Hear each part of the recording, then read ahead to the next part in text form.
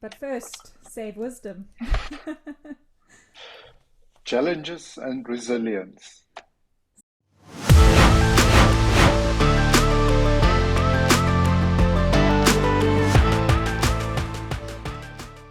Section number 5. Um, the first question is what keeps you up at night worrying? And for me, uh, like the strangest things, everything and nothing. Okay. A very recent one, well, not that recent, probably in the last 3 months or so. I couldn't sleep because I was panicking about where my birth certificate is. Like, I just suddenly it popped into my head. I don't know where my birth certificate is. Do I have it or does my mom have it? Or and they've been moving and has she still got it? And what if I need it for something? And that kept me up the whole night. And the next morning I phoned my mom and I said, "Do you have my birth certificate?" After scrummaging through boxes and folders that I brought over from Joburg and trying to find it. Then I called my mom and she had it. Um, that's Oh something that my keeps me up at goodness. night. Good heavens. And I didn't even have a specific need for it at the time. I Yeah, just yeah. thought, what happens when I do need it and I don't know where it is? Wow. Okay, no, nothing keeps me awake at night. Yeah, I can honestly say that I don't know, maybe less than a handful of times when I couldn't sleep because I was worrying about something. I just decide if it's something that I cannot action right now, Yeah. then there's no point in lying awake. Mm-hmm. Um, so I don't say I can't say that I always have a very peaceful sleep Mm-hmm. because I think sometimes there are these things that make you a little bit restless, Yeah. but definitely not lying awake. Yeah. I also find if I have consciously put something off till tomorrow, I don't sleep well. And I will often have to actually get out of bed at 4 in the morning after not being able to sleep and go and do the thing that I was putting off um, Okay. just to calm my mind. So I know that about myself. If there's something that I think, oh, I'll deal with it tomorrow, I can't do that. I need to deal with it now. Okay. Yeah. But that's not a bad thing. No. That's Mm. not. And actually, the times where I haven't been able to sleep because of something like that, and I get up because I have to, and I have to go do it at 4 in the morning, I actually end up having a very productive day because I get that thing that I know I needed to get done, and then it's not Yeah. bothering me anymore, and I'm suddenly able to focus on other things that I need to get done. Yeah. You're right. It's nice how that kind of frees up your mind, kind of get onto the other stuff. Yeah. Mm-hmm. Okay. I want to go to the next one. Mm-hmm. What is your greatest fear and how do you manage it? Losing my birth certificate. No, I'm joking. um, uh, what is my greatest fear? Hmm. Hmm. I can't really think of anything. Uh, hmm. I kind of figured that you would have something handy that you carry with you. I mean, All, I like no, like losing my birth certificate. I fear things like that, but I wouldn't say that they are my greatest fears. no, no. I think your greatest fear is, yeah. So um, there's, yeah, I don't know.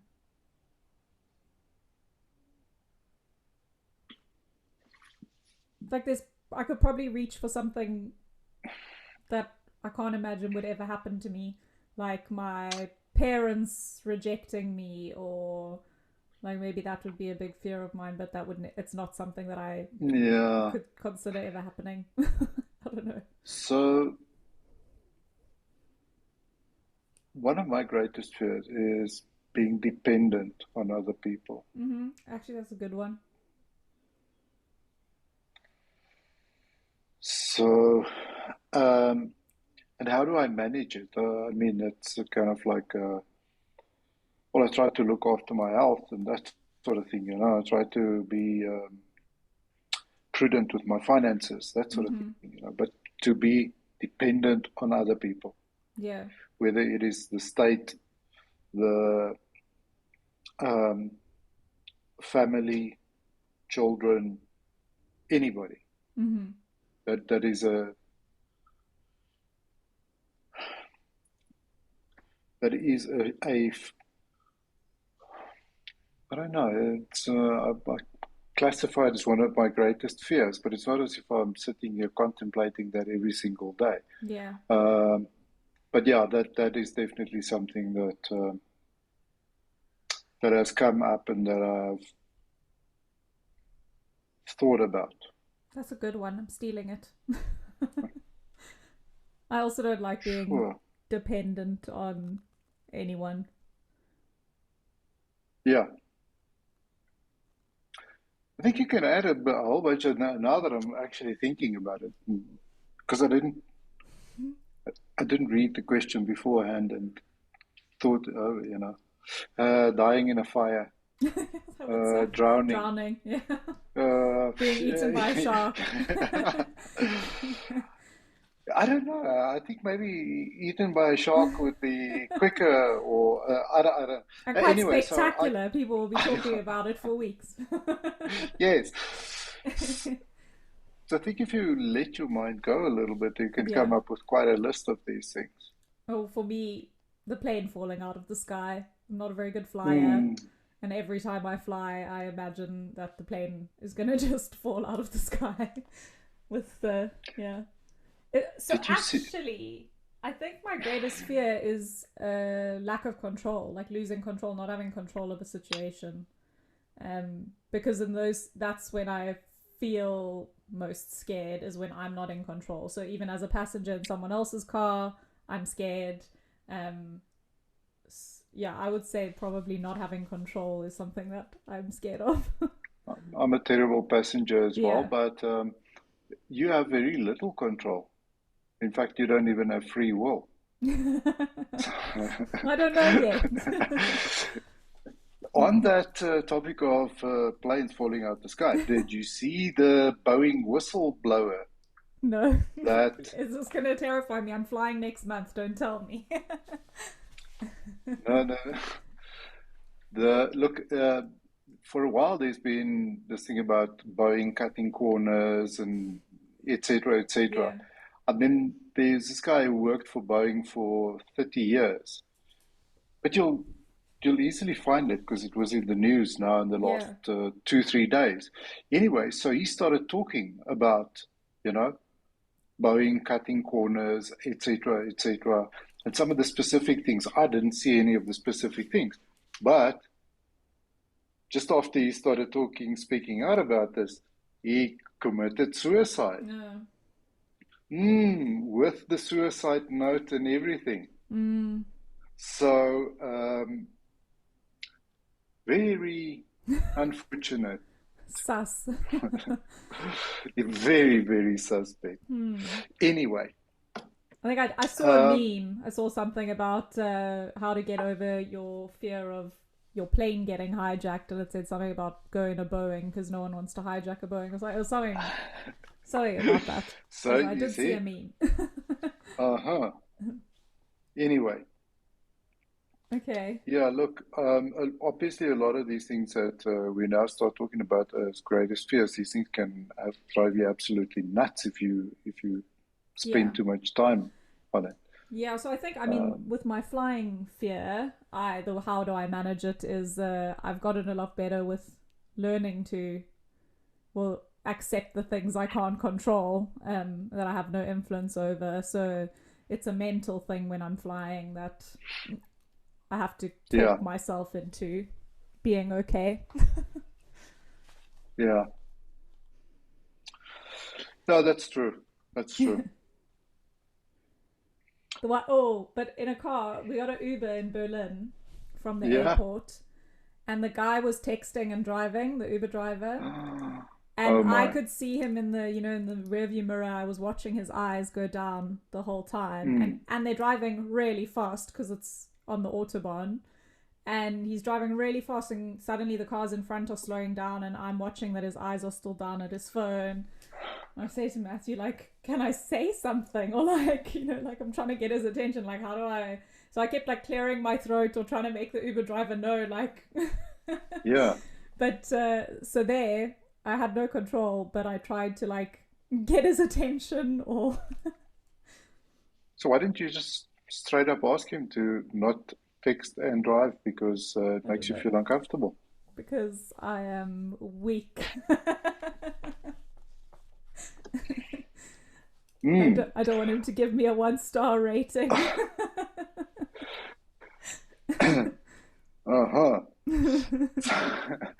So, just checking some of the other questions here, and I think you kind of jumped straight to number 52. But before we get there, I think that question number 50, how do you handle shame and guilt?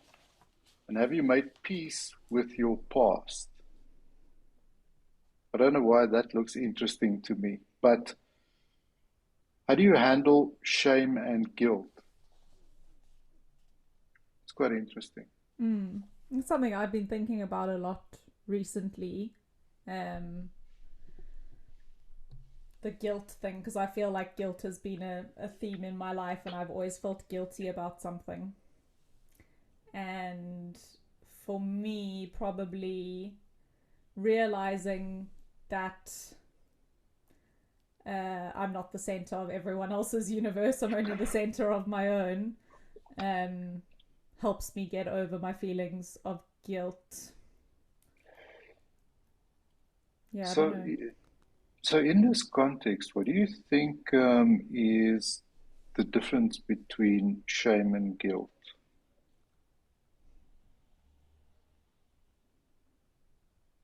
I'm not sure. Because I'm wondering, is what you, so obviously, but I think it's maybe worth thinking about, are you feeling shame or are you feeling guilt? I think the distinction there in terms of how does one react about that. I'm trying to think about, my initial reaction is how do you handle shame and guilt? Well, I can't remember the last time I felt or experienced shame or guilt. Mm. Um, I must have.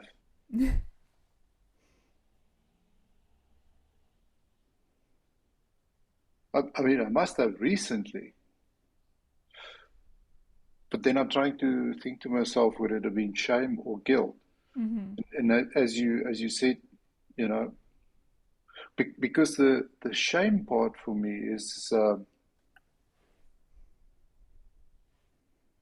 don't know, I suppose that's more embarrassed. Yeah. Um, Guilt. I've always felt guilt for letting people down, or feeling like I've let people down. yeah, your perception of letting Yeah. people down Yeah. versus the okay, cool, okay, So an yeah, example that pops into my head a lot is the when I dropped out of college, because my parents had paid a lot of money, and I'd been very determined that that was what I wanted to mm, do. I'd convinced them I didn't want a gap year. I wanted to go straight into it. This is what I want to do. And then yeah, 6, 7 months in, okay, I dropped out, and I felt really guilty about it because I had made a commitment that I didn't stick to. My parents had spent a lot yeah, of yeah, yeah, money. Um, okay, okay. yeah. Okay, and then the second part of the question, it doesn't sound like you've made peace with No, your I past have. yet. I have made peace with my past. I think, yeah, I've made Yeah, peace with my past. okay. I think my parents still loved and accepted me, and Yeah, understood that my path was changing, and I had no free will anyway, so yeah, yeah. it was Yeah, always yeah. meant to happen. It was always meant to. That is becoming a very handy excuse. or Everything happens for a reason. yeah, no, yeah. Obviously, I mean, enough has been said and written about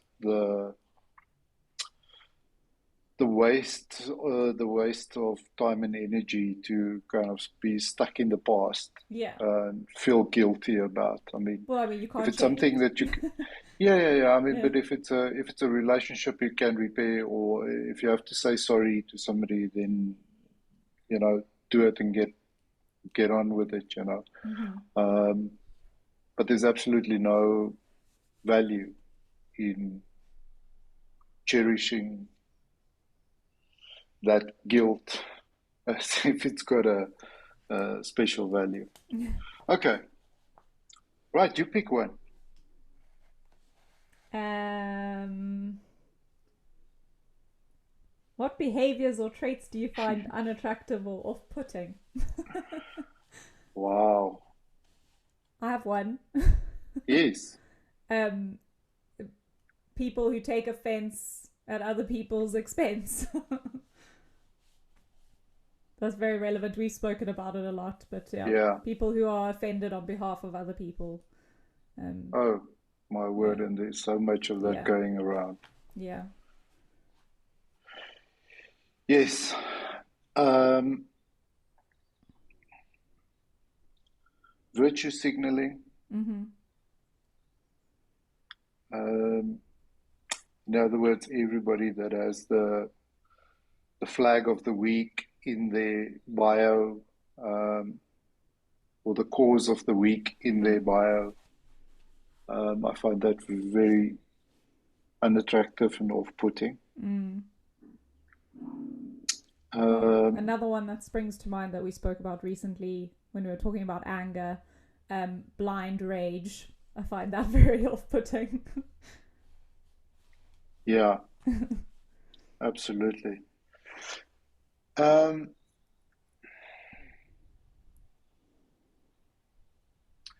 Dishonesty is quite a big one for me.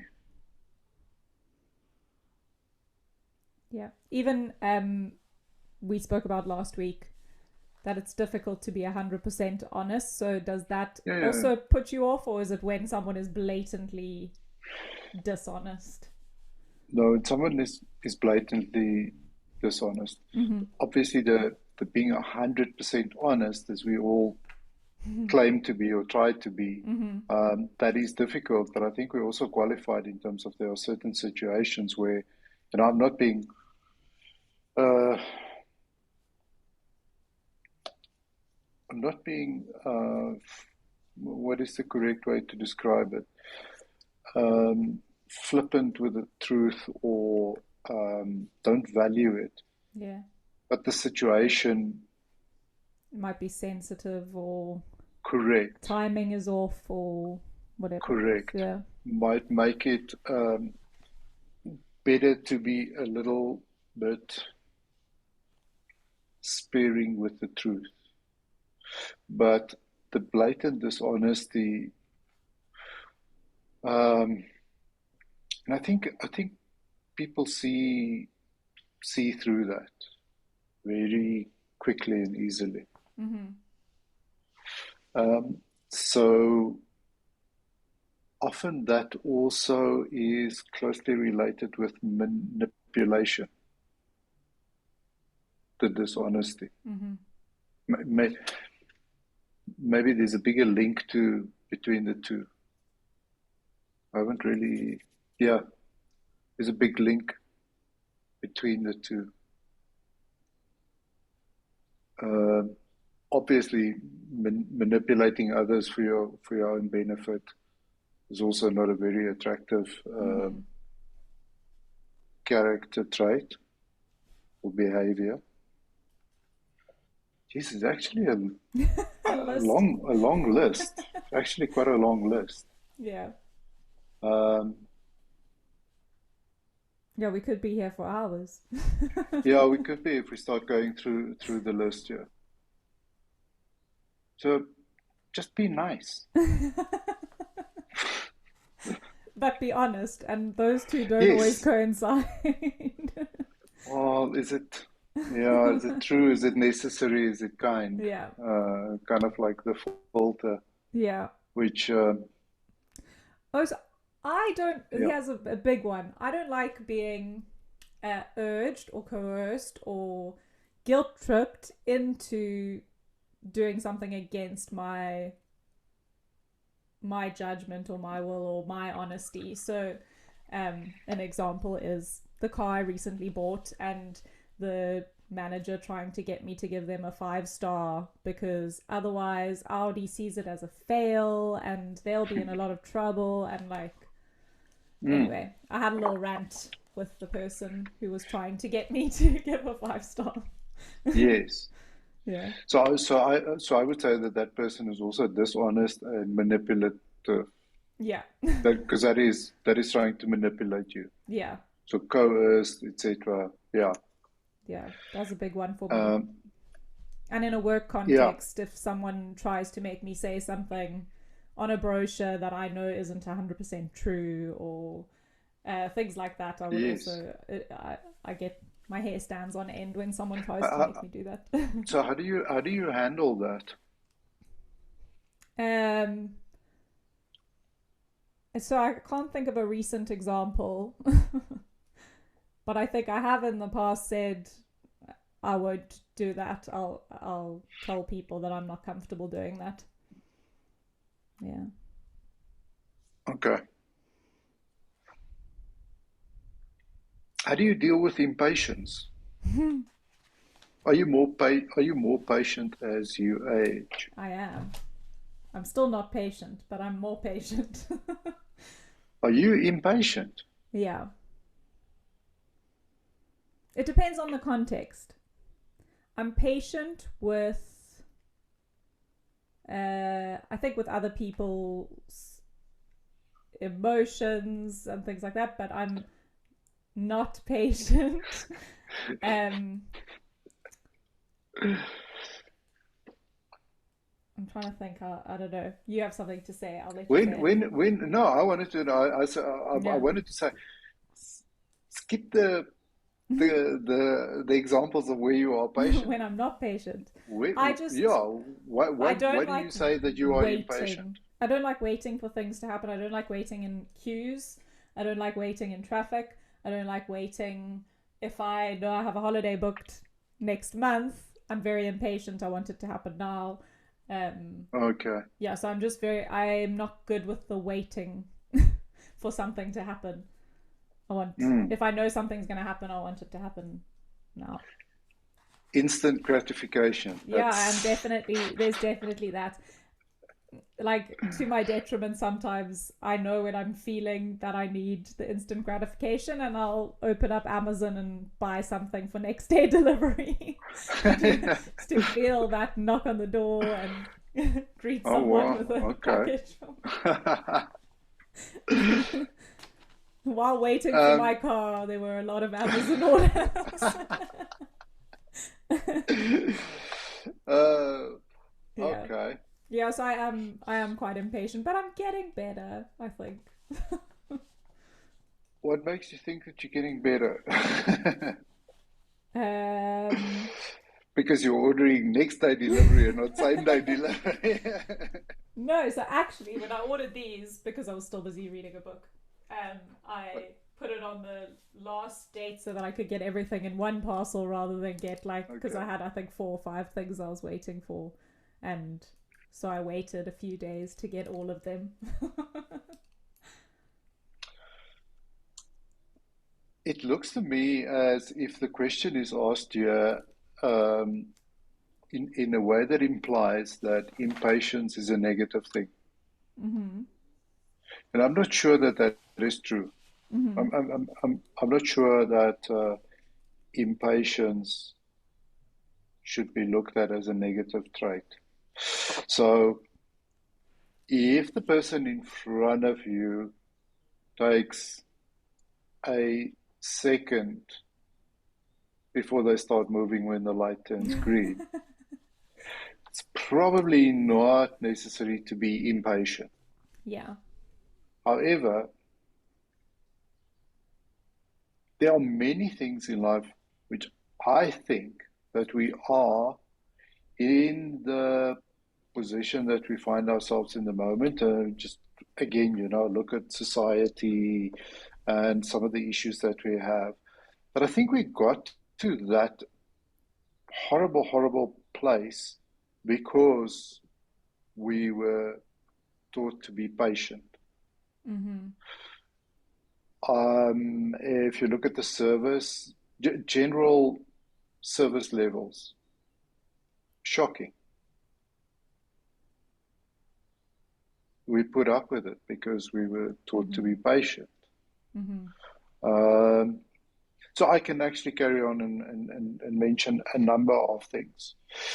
So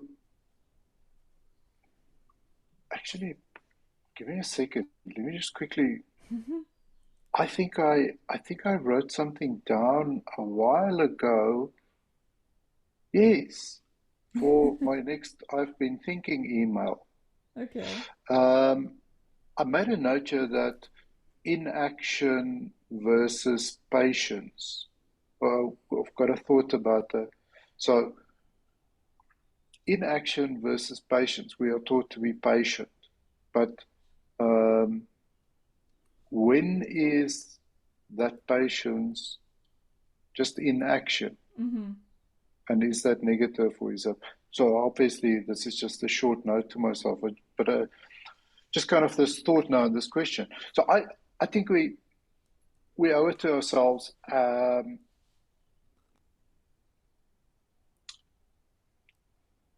And maybe more than just ourselves, to be a little bit more impatient with certain things.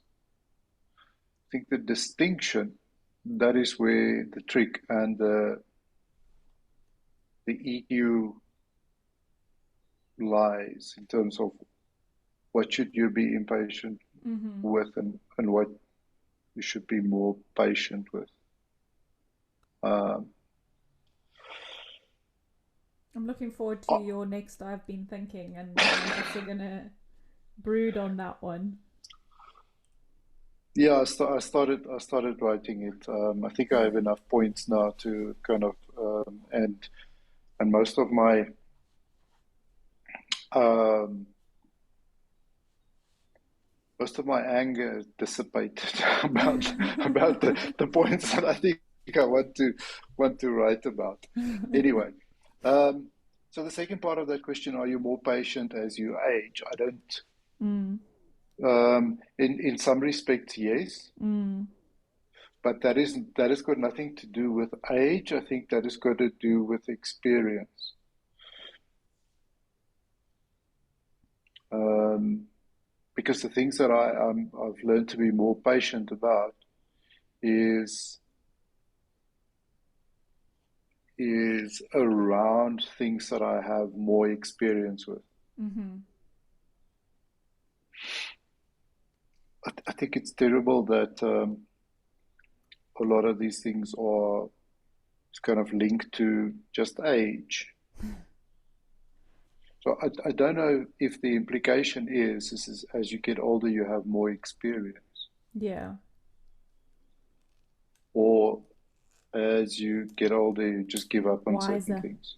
You get wiser. Yeah, wiser. I don't know. I don't know. I'm hoping wisdom will show up at my door one day, but uh, but definitely experience. Yeah, Okay, have we got time for one more? definitely. Do you have a preference? No. If you have one, I haven't gone through the list yet. I like how do you navigate conflict and disagreements with loved ones? I think it could be with anyone, but with loved ones. Um, this has also been a big learning experience for me because I didn't see much conflict growing up. Um, and so my way of dealing with conflict and that I inherited from my family is passive aggression. So little jabs, little comments dropped here and there, but never actually facing an issue head on. mm, And then people have come into my life who have a very different conflict style, so I've had to adjust and learn and unlearn. And um, so now I try to be a lot more direct when I'm in a conflict situation, and not passive aggressive. I think I still do some passive aggression, but yeah, I think you're 100% correct. It's so difficult not to be in some of these situations because, you know, I think we enter into adulthood and relationships with zero freaking clue how to handle these things. It's mm-hmm. not something like so many other skills that um, we are not taught. Um, because as you say, parents, I don't really think spend much time teaching their kids these kind of things. Mm. I don't I don't really think well, definitely not at the younger age. I didn't pay much attention to teaching my children anything about that. Mm-hmm. Maybe I wasn't qualified to.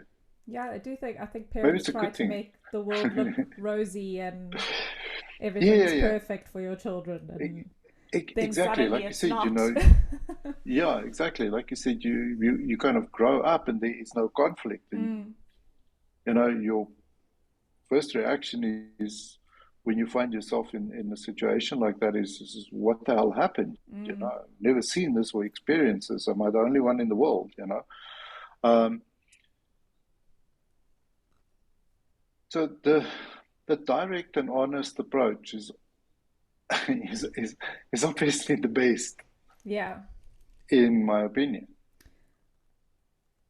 But again, and we've spoken about it, is maybe taking a step back first, letting any anger or emotion or that stuff dissipate before addressing a conflict. Yeah, I I don't know. It's quite easy to, I think, paint this idyllic scenario of this is how all conflict should Mm-hmm. be resolved, etc., etc. If you're going to, I don't know, try and stab me with a bread knife, I'd rather find it out sooner than later, So I don't know, maybe show the anger. Yeah. If somebody is prone to that type of behavior, don't you think that you should find that out sooner rather than later? Mm-hmm. My view of the you know people ending up in relationships that they don't belong Mm-hmm. because they don't want to deal with the conflict, um, and they're too lazy to, etc., etc. So for me, it's quite important, to just be direct and honest. I'm not saying be an asshole about it. Mm-hmm. So if you can do that without anger and yelling and shouting, yes, of course. Mm-hmm. But yeah, I definitely advise absolute honesty. Yeah. I don't think this will go down well with most counselors. Well, we're not. Yeah, I'm not. Because there's always that thing about, oh, but there's give and take, and there's, Mm, takes two to tango, and all mm, of these things that we know and are true. But it just often when I see something like that, it looks to me like, well, you're actually looking for one person to Um, take responsibility and let the other person get away with something. Mm-hmm. I know it's a slightly pessimistic view that I have on this, but that certainly is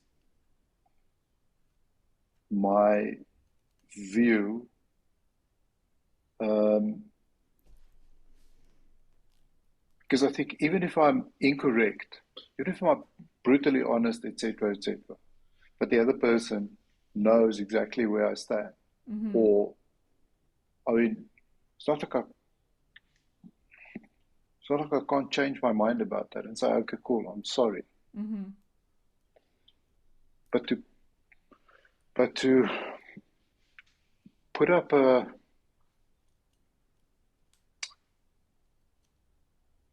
I wouldn't say a charade, but to try and follow some kind of a blueprint for how do you Mm-hmm. handle conflict. I don't think that works in the long run. Mm-hmm. And something else from a relationship point of view that I have done and enjoy is there's a few different versions of it, but one of them is a counselor or psychiatrist or whatever called Esther Perel. I don't know if you've heard of her. She's Yeah, like yeah. the celebrity Mm, relationship counselor. And yes. she had a podcast series called Where Should We Begin? Which were one off. They weren't like full time customers of hers. They came on knowing that they're going to be published on a podcast, having their counseling session with her.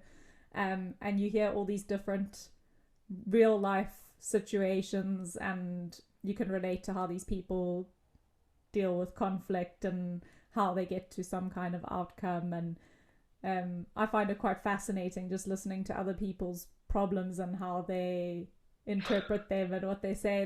There was also one on TV on BBC. There was I think it was called Couples Therapy, and there they actually filmed it and they showed the couple on the couch working through their problems. And I find it fascinating. Do you think those things are actually real? Would you have a camera crew I mean, I in wouldn't your do it. living room? And do you think those people are authentic when they do that? I don't know. I find any of these kind of reality type. Yeah. So even so, so reality TV. Obviously, I have no desire to watch any of that. But even this podcast that you described, where people come on a podcast. Well, they Um, so they definitely they change their names, um, so you don't know. Like, no one would be able to identify who they are. okay, Maybe they would recognize their voices. I don't know, but they seem to be quite honest. The okay. ones that I heard, the TV ones definitely a bit different. I mean, there's a camera there. They're sitting on the couch with the counselor. Like, I'm sure there is Uh, some acting going on there, and they've obviously been paid yep, to share their dirty laundry. So yeah, yeah. I think if you do that, then yeah, you need it's a not authentic. different type of counselor. Yeah. Yeah, you need a different type of counselor anyway. Yeah, like I say, I wouldn't do it, but I do find it quite fascinating hearing the type of people that would do it and what they have to say. Okay, one more. How do you Okay, cope with loneliness or isolation? I love it. Love it. I love it. I like being on my own. Oh, I don't feel lonely when I'm on my own. Um, but I like Hmm. isolation. I like recharging and being with my own thoughts. And you know the John Mayer Yeah. song, "Perfectly Lonely." What is your definition of isolation, or how do you see that isolation? Do you mean just being home alone, Mm, or is that like cabin in the woods, no electricity, no cell phone signal? Because different people have different definitions of that yeah. isolation. Well, my version of it is going for a walk. Sometimes with a podcast, sometimes with music, sometimes with nothing. Always with my Mm. earphones in, just so that other people don't try and approach me and talk to me. Um, Okay, yeah. so going for a walk, sitting, watching the sea, reading a book, things like that are kind of my isolation. Okay, Yeah. okay. So it doesn't mean that we must be away from other people and that sort of thing. Okay, No, okay. no. But but yeah, I just brought up Yeah, that John Mayer song, "Perfectly Lonely." I just like the song, and the line is, "I don't belong to anyone, and nobody belongs to me," and I like that. okay, yeah, absolutely. And I think that that is a good place to be. Mm, Um, I'm also I'm glad you made the distinction between alone and lonely. yeah, Two I don't completely think I different I don't things. think I ever feel lonely. I can't think of a time that I've felt lonely. Yeah, I'm also very comfortable, being by myself, and Mm-hmm. I quite relish it. Uh, I think it's important to make time, and Yeah, for me, it's sometimes really going somewhere by myself, being in the car by myself for a long road trip, uh, being not with anybody else at a destination mm-hmm. or whatever, which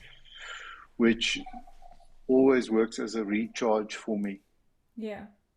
Brings us full Um, circle to the one, your fear of being dependent on other people. It like kind of just True. solidifies the independence that, Yeah, yeah, yeah, yeah, you've got you. yeah. Yeah. Okay. Fascinating. Another section done.